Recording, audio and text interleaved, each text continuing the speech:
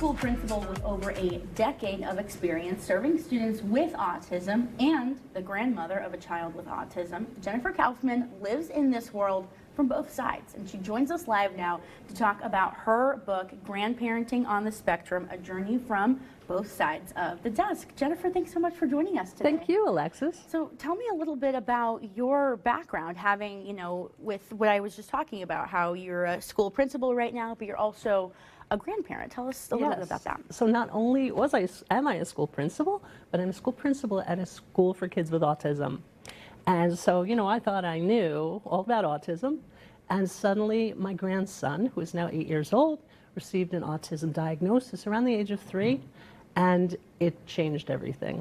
Mm-hmm. What I was formerly the expert, I found out that it's very different living with somebody in your family who has autism.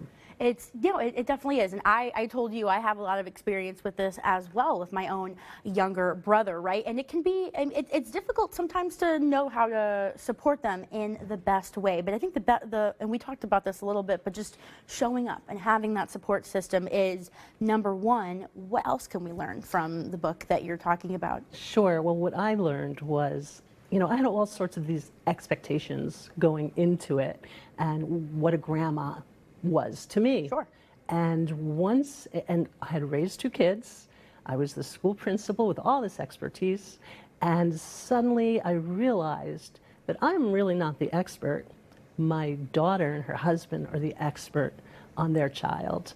And following their lead and understanding that they knew best was something that it was a lesson I really had to learn.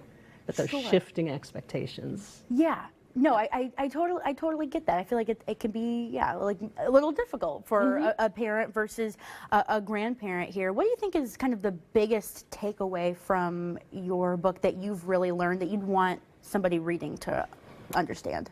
I think that grandparents do not need to be perfect. They need to show up. Yeah. And they need to provide the clear message that you're there to support your grandchild and your adult child in any way that you can. Absolutely. I love this so much. What inspired you to start this or even finish this book? How long has this journey taken? This journey's taken a couple of years. Sure. What inspired me was when I became a grandmother and realized that autism was part of the picture, there weren't a lot of resources for grandparents.